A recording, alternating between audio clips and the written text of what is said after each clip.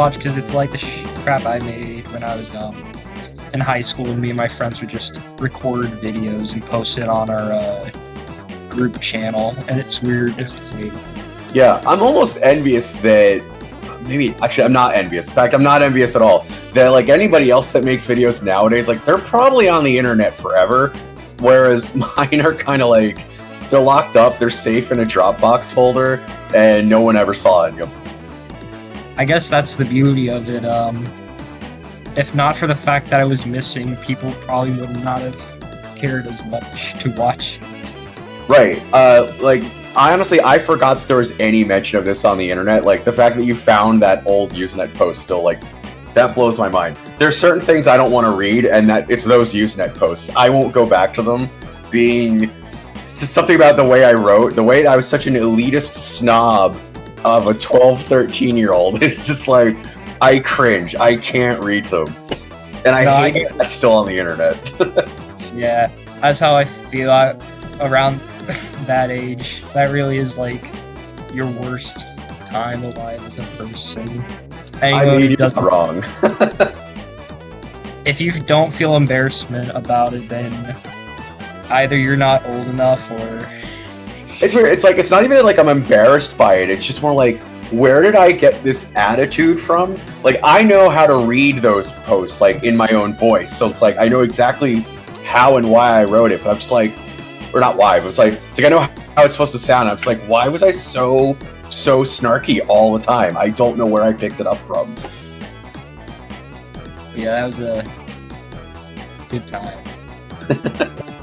So I have something else I can show if anybody's interested. Slightly more produced and slightly better. Oh yeah, unless anybody's got some questions about that first, about the Beaver Dam or New Jersey or whatever.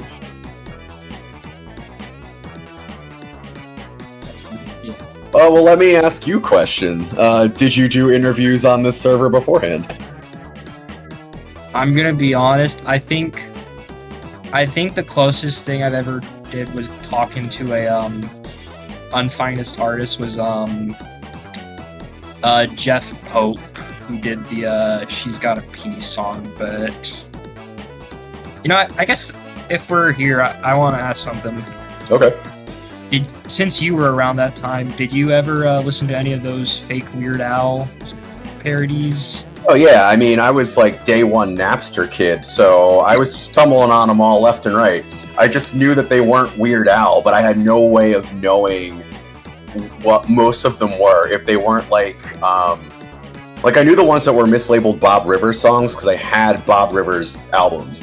I think I've linked it before in that fake Weird Al channel. Like, I used to listen to those song parodies on Premiere Radio every week when they posted a new one. I was like downloading them and saving them on floppy disks and just like thinking I understood what half of them were about because most of them were about politics.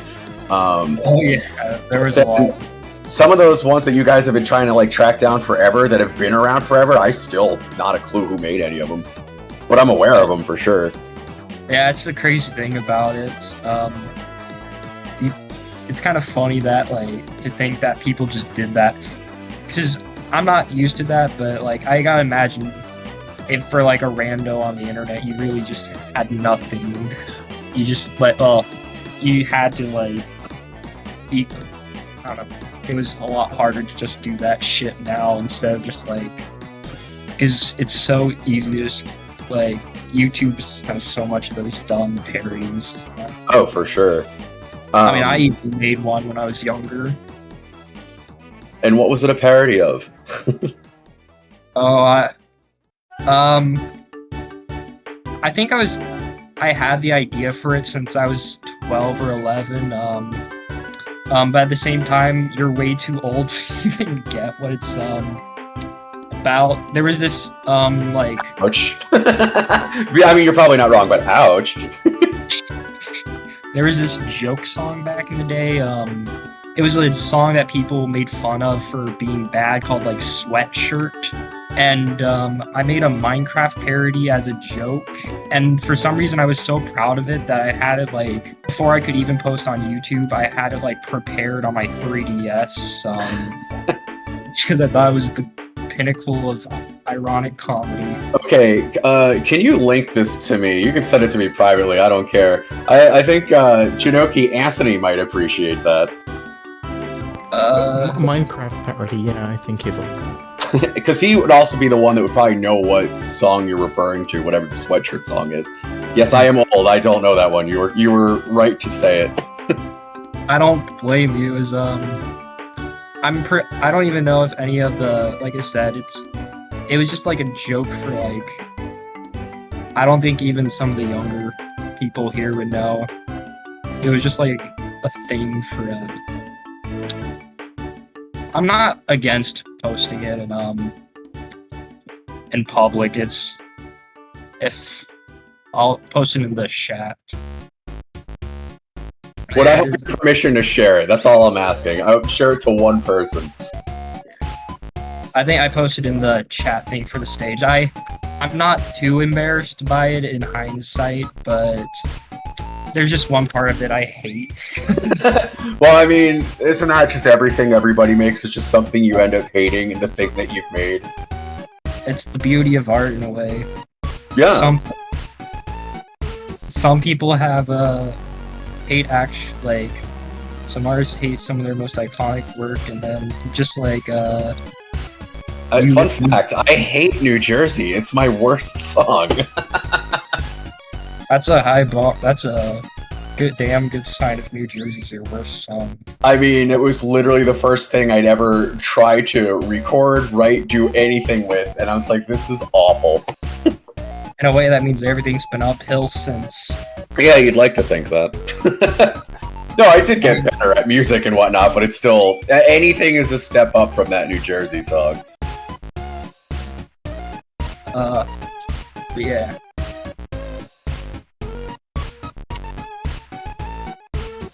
The personal favorite song I made. Hold on, I can link that. It would be, this song would be probably my favorite thing that I've written. That's like, the first part I wrote back in 2007, and then maybe like 6-7 years ago, I like wanted to get back into music, like, and just try working on stuff again. So I re-recorded that, and then I was like, oh, I want to do like multiple parts and do all these other things. So like, part 2 is new. There's not a part 3. I don't know. I always get stuck when I write, and I end up stuck with loops and whatnot. So I wanted to try doing one of the songs I'd already written before and just like remixing it, re-recording it, adding it, a bunch of stuff like that. And I've always really liked that track. That track in particular, I just thought really nailed how I was feeling in 2007 when I was about to graduate from college. And if you go through the SoundCloud, you'll find the original 2007 version back there someplace. Clearly labeled. I date everything. I'm very meticulous with how I try to keep track of all my stuff, which I think you guys may or may not have noticed by now. So I do have something else that I can show if anyone's interested.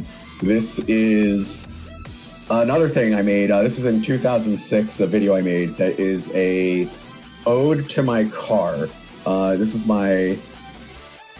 I will give a YouTube link afterwards. I don't care. This one's been on the internet for quite a while. This is an ode to my old 89 Thunderbird. I was about to get rid of it, get a new car finally, because it was just a complete piece of... I was driving home from school, I was like, I gotta do this. I've gotta do this one idea I have for a video, and I need to go as far with it as I can, as is completely possible with my, with whatever ability I had in 2006. So, without any further ado on this one, this is my version of Alanis Morissette's ironic music video.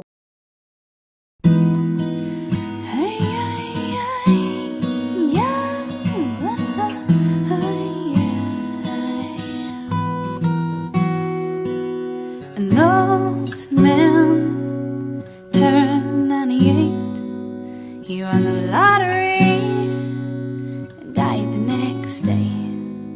It's a black fly in your Chardonnay. It's a death row pardon, 2 minutes too late. And isn't it ironic? Don't you think?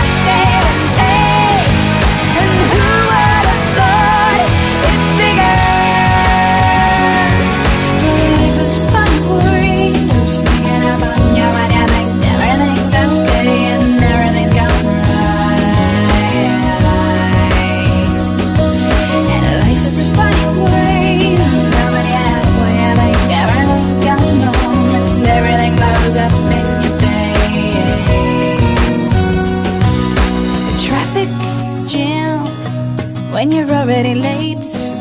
I know smoking sign on your cigarette break.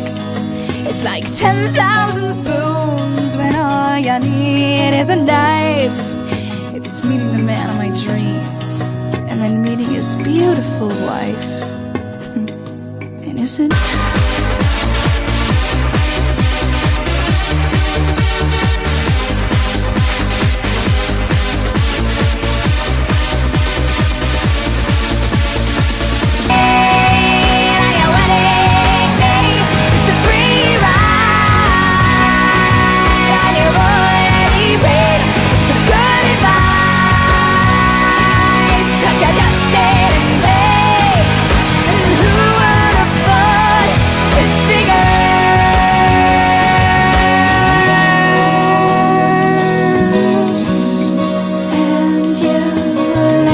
Funny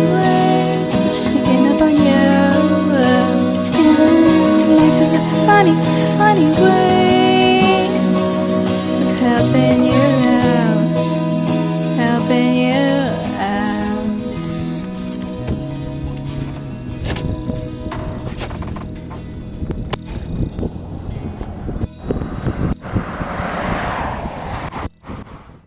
Love that one. That one's just a classic for me to rewatch. That one in particular, I was like meticulous with loading up the original Alanis video and making sure the edits were timed exactly at the same time to like cut over to like the footage of just like other cars, all that kind of stuff. And so we need a side by side with the yeah, I actually just put it in my calendar video to do something on its 20th anniversary next November, so maybe I'll do that, yeah, no, I did that. God, I loved doing the costumes for that one because, like, especially when I was Goth Ross, like, I'm walking through the parking garage at my school, and there's just this, like, I don't know, there's like a dad or somebody, like, waiting to pick up his kid, and I'm just walking by, and I just see him, like, eyeing me up and, like, looking at me, like, what the hell is this? Is this where my kid's going to school? And I was just cracking up the entire time. But having said that, I don't have anything else, so I don't know if you guys have any other further questions, or if you just kind of want to end this thing, or... I guess while I'm here, I can just say, I want to say thank you, Ross. In a weird sort of way, you're why I made that stupid channel, and and in a weird way, you're partly the reason why I wanted to be involved with shitty Lostwave and kind of gave it this the term Unfinest. I think so. You're kind of a godfather of this sort of thing. That is the weirdest thing to hear, but thank you. I mean, legit, thank you thank you for what you just said. But like, I don't know. Everything I've ever written music-wise and stuff has always just been for myself. I would like share it with a handful of people, get a whatever kind of compliment back. But otherwise, like, I don't know. There's something that's just been really amazing to me to know that the stupidest song I ever wrote has been like floating around the internet forever, and that you guys liked it enough to track me down. Like, that makes me feel like I at least had a fan in my life, which thank you. I do imagine it must be a bit surreal that that song still even exists, let alone in a way it's almost been passed around only through the name John Linnell. Yeah, and I mean, that's entirely on me. I was the one that intentionally mislabeled it and put it up on Napster, probably. I think I've mentioned that in the New Jersey channel, that like I did that with a lot of things, primarily, actually really, it would just always be Boards of Canada. Just because I felt like it, but to know that certain things were like, I forgot about the John Linnell thing. I forgot I ever put it up someplace. So to find out that like, not only were you guys finding out about it, but that like, I don't know, that old blog post from, was it WFMU? Like from 2005 or 2004, or something like that, where I'm just like, holy crap, I didn't know back then that people were still looking for it. That blows my mind. I was telling so many people about all the research you guys did. It's like, how much that was blowing my mind and just how crazy it was. It's a weird, surreal thing that no matter how the quality of art, sometimes it'll just still remain after so long. Absolutely.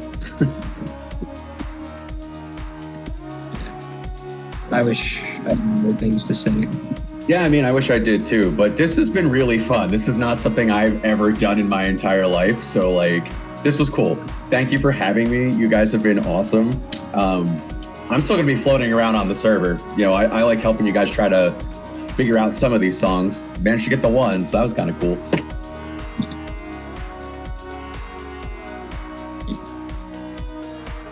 You know, I guess while you're here, could you do a live rendition of New Jersey? I cannot.